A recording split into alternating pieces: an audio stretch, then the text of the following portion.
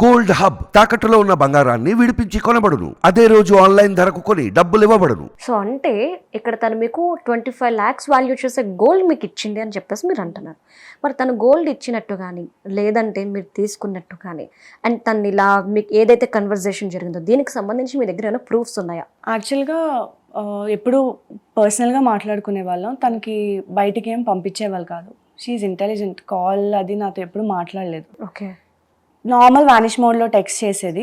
So ఇన్స్టాగ్రామ్లో పర్సనల్గా అయినా ఇంటికి రా అలా ఏమైనా చెప్పాలి అన్నప్పుడు వానిష్ మోడ్లో చేసేది అనమాట.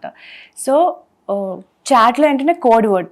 తనకి ఎమర్జెన్సీ అయినా ఏమైనా ఉంటే సాంగ్ షూట్కి వెళ్దాం, ఫోటోగ్రాఫర్ నేను సెట్ చేశాను, ఒక 2 days అంటే 2 days అలా బయటికి వెళ్ళిపోయి సాల్వ్ చేసుకుందాం అన్నది ప్రిపరేషన్ అనమాట. ఆ చాట్ ప్రూఫ్స్ అయితే నా దగ్గర ఉన్నాయి.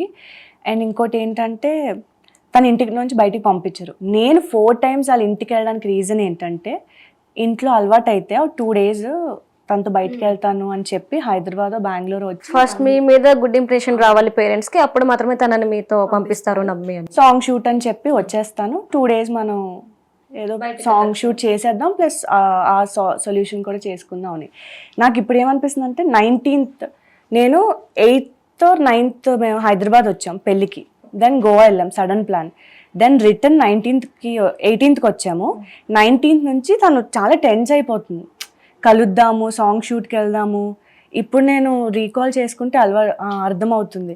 నేను ఏం చెప్పానంటే నాకు లూజ్ మోషన్స్ ఉంది, ఫీవర్ ఉంది, ఈ 2-3 days వద్దు అంటే 26th ఫిక్స్ అయ్యాం.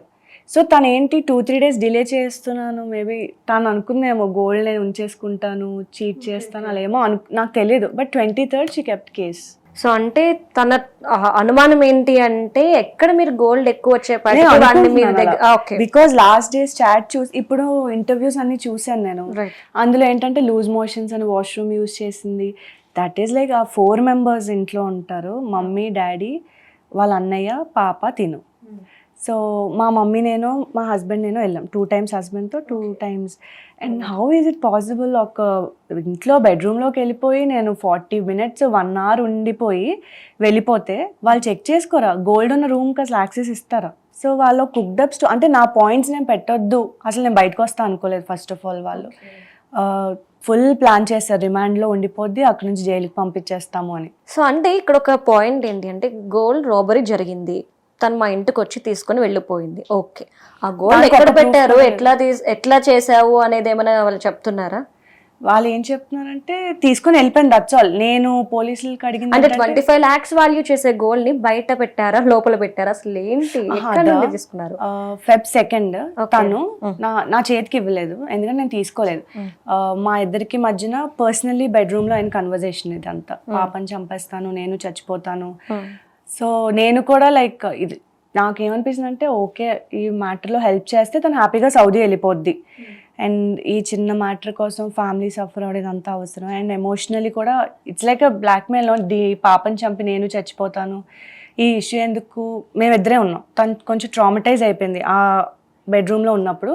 మేమిద్దరే ఉన్నాం, మా హస్బెండ్ నేనే. సో నాకేమనిపించింది, కూల్ చేసి నేను వెళ్ళిపోతాను, తర్వాత చూసుకుందాం అనుకున్నాను. సో చేస్తాను, నేను హెల్ప్ చేస్తాను అని చెప్పి బయటకు వచ్చాను. బయటకు వచ్చిన తర్వాత మేము కిందకి వెళ్ళిపోతే తను తన పాపకి మధ్యలో పెట్టి టీషర్ట్ లోపల పెట్టి కార్ వరకు తీసుకొచ్చి పాపని కార్లో పెట్టినట్టు పెట్టి షీ డ్రాప్ దట్.